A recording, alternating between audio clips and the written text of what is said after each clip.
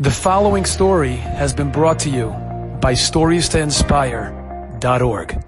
My grandmother, Olva Shalom, ran away from Germany and ended up in the Philippines.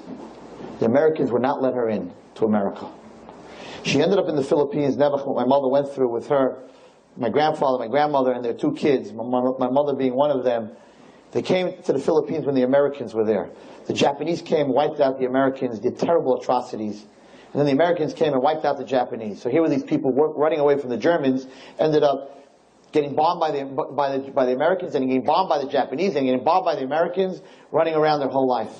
Running, mamish, running. You hear about monsoons running. My mother, I mean, crazy stories. Crazy stories. My grandmother, Olva Shalom, from Germany, she had candlesticks that she brought from Germany. But what happened?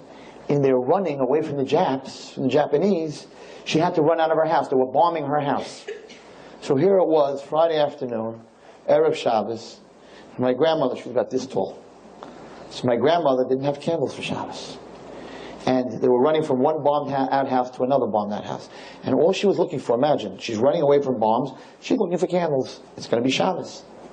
And she came to a house, which was a very wealthy house in the Philippines, but it was totally bombed out. And she ran in, and sitting on the kitchen table were two brass, cheap metal candlesticks with candles. And she lit those two candlesticks for Shabbos. And when they left the Philippines, she never let go of those two candlesticks. Now those two candlesticks are in my family. You think we want my grandmother's silver candlesticks?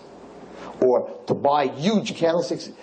As the kid, we were like, who is getting Oma's, my grandmother's candlesticks that she was moist and nefesh in the Philippines?